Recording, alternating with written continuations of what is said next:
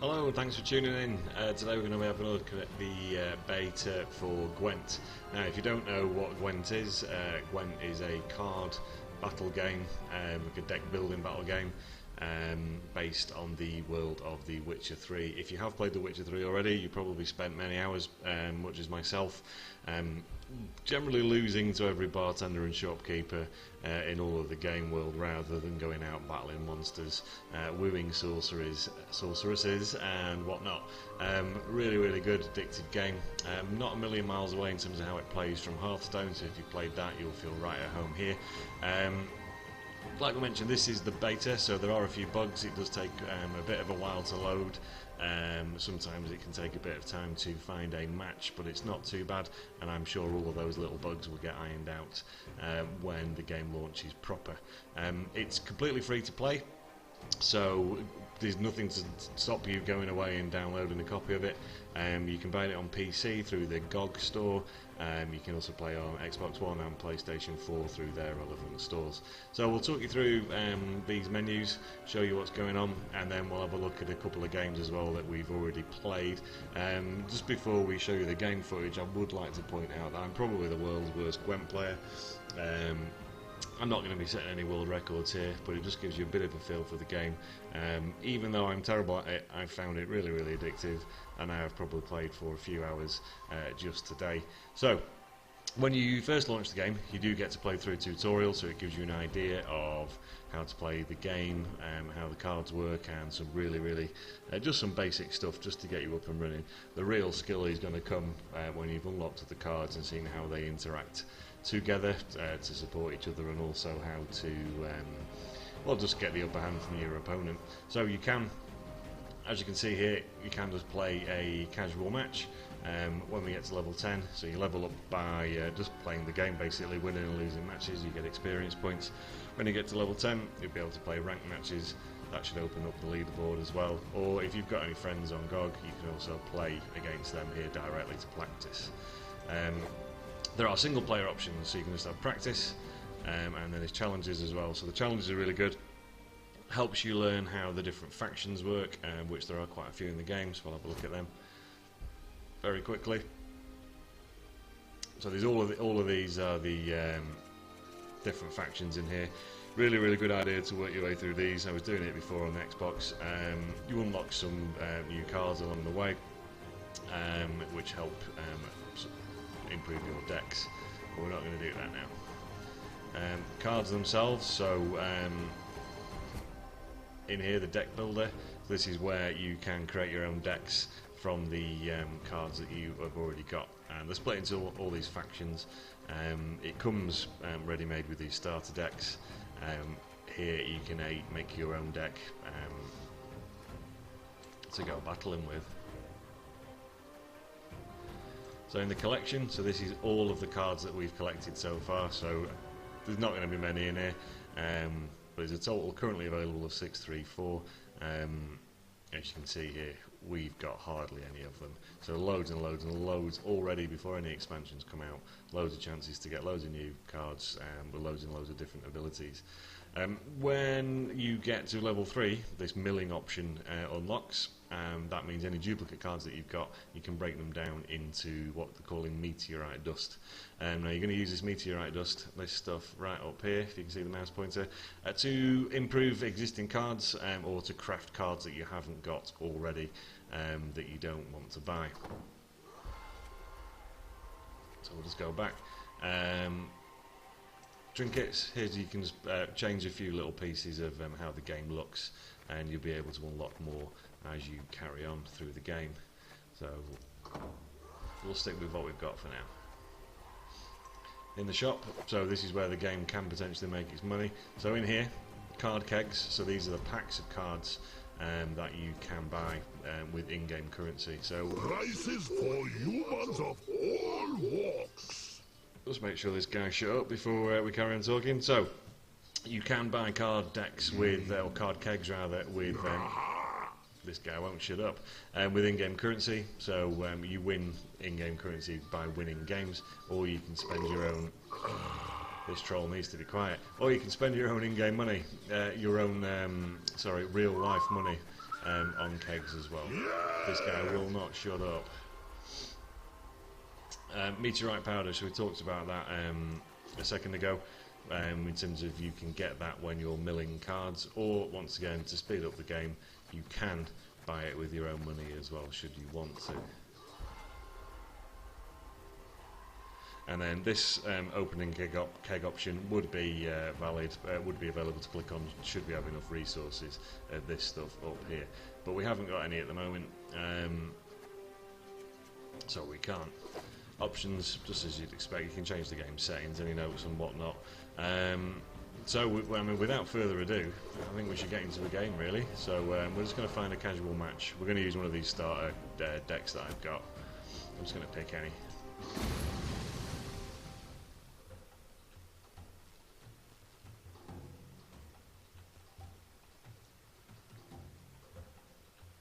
Now, I am expecting to lose this game, please don't be too harsh on me in the comments. I am definitely a noob at Gwent, despite playing it in the game. I'm great!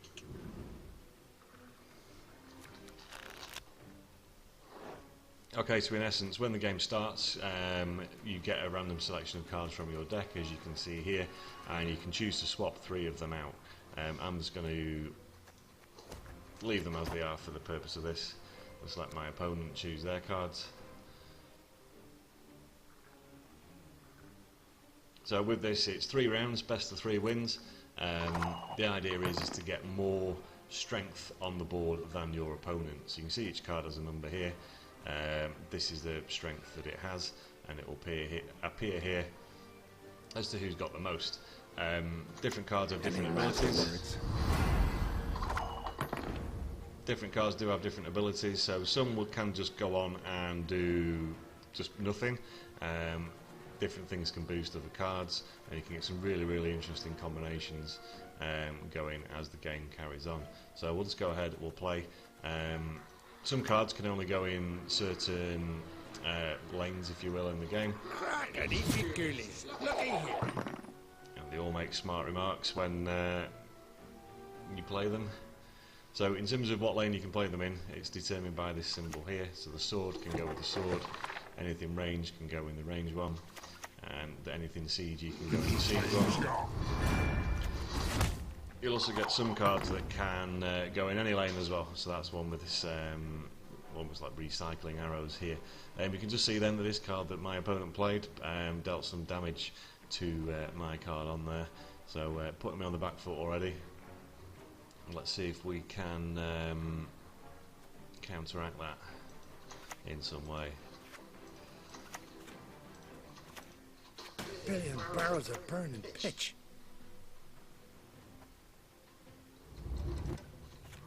So that card I've just played, it has an ability when you play it, where you can strengthen another unit.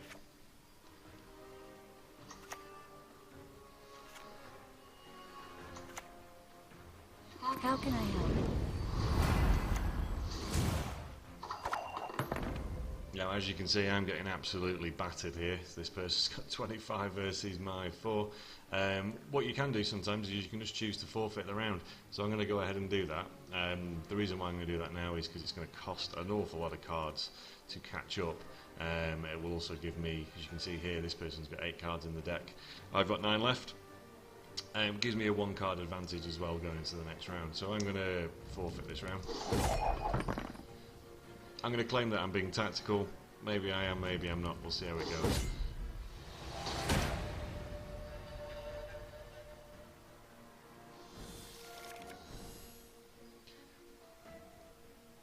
Okay, so after each round you do get another card added to your playable cards, and once again you can swap out one of them. I am going to leave them as they are.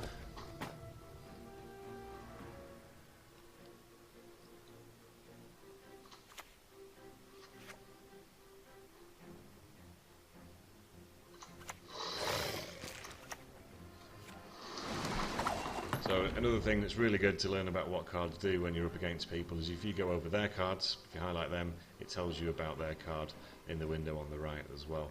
So this weather effect here that's just been dropped down, this frost, this will damage any cards that I leave in there now. So puts all these guys here with the sword icon at a bit of a disadvantage if they're going to go in there. Every turn they're going to take some damage. Calling me a coward?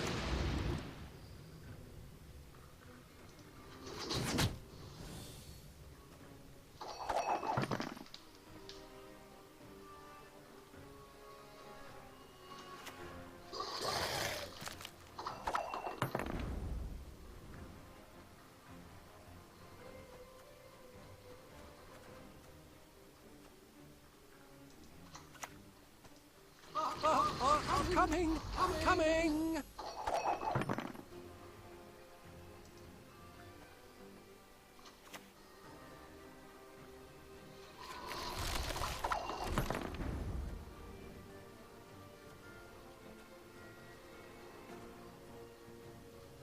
Okay, I think we might be in a bit of trouble here, because these two cards now with this frost as well are going to start taking damage every turn, and I haven't got anything to get rid of that frost effect.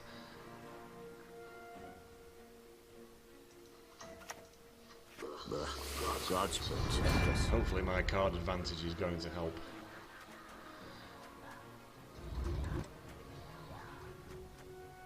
Let's see if we can find something to get rid of it.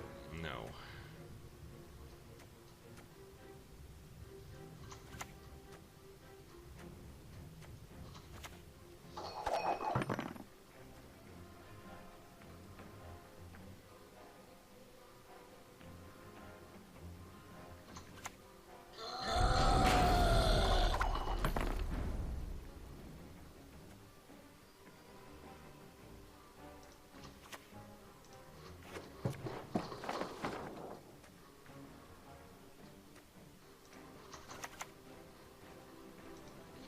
Just wait.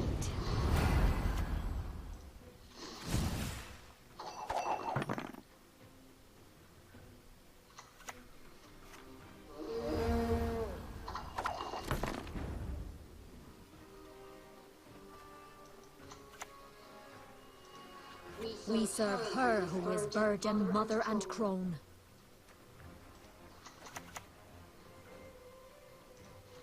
Nothing like some overseas plundering in springtime. Now I'm hoping this guy's going to pass soon. There we go, he's chosen to pass.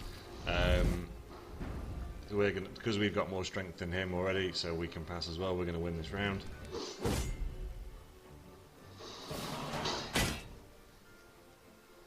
Now for the final round. Let's see if we can do it. We've done enough.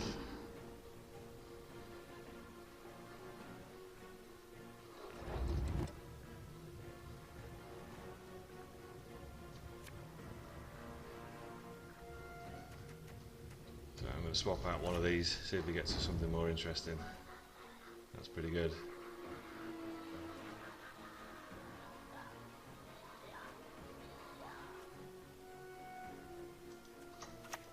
Snitches get stitches.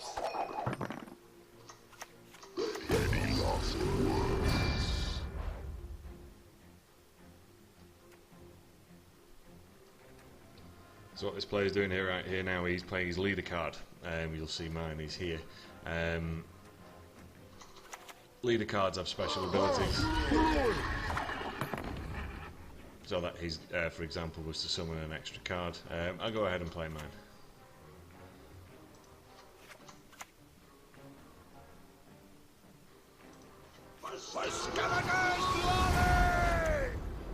So mine was to bring up another high card, so we've done that. We'll greet him with You can see our strength is iron. right up there now.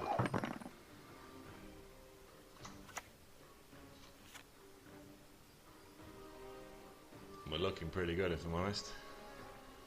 But remember, I did say I'm terrible at this, so there we go. I'm sure that this guy will actually beat me.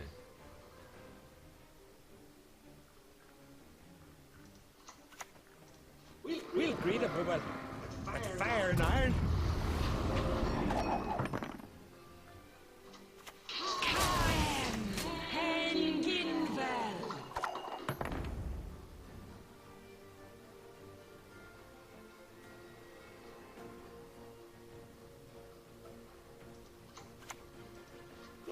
sparkling lakes of overseas plundering in springtime. Resistance is futile.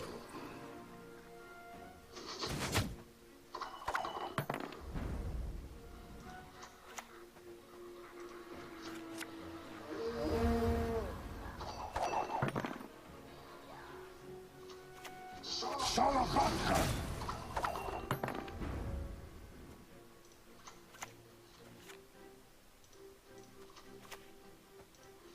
We serve her who is virgin, mother, and crone.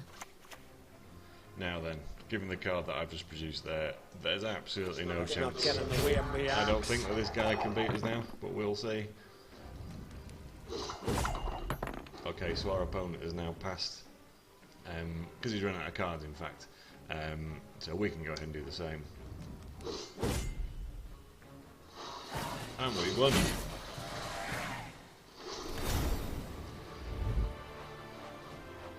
So in the spirit of sportsmanship, we should send a good game message. We'll do that. I believe if they do the same, you also get a little reward of resources as well. Certainly I was getting that on Xbox today. So daily rewards when you complete them. So when you get to 6 rounds, you do get a little bit of resources bonus. As you can see, there's some scraps there. Also, like when we've done 6, the next one goes to 12 and so on and so forth. The more you do, the more you get, in a nutshell. And also we're going to get some experience points as well for our efforts. So that is Gwent in brief. By no means have we explored all of the ins and outs of it. We've not really talked about any in-depth deck building at the moment, where we'll probably touch on that in a later video. This was just to give you an idea of whether or not it's worth playing Gwent, downloading Gwent. I don't see a reason why you wouldn't do it. It's completely free. It will probably, well, it will almost definitely eat into your spare time. I've spent, as I say, 3 or 4 hours playing it today, and didn't even realise where the time had gone. So it's a great game. Thank you very much for tuning in. You'll find at the in the end credits there's a link to some gameplay that we've had today, so please take a look at that if you want to see some more card combinations and a few more battles. Thanks for tuning in. If you like what you've seen today, please give us a thumbs up, and we welcome any comments in the comments below. Thank you very much. Take care.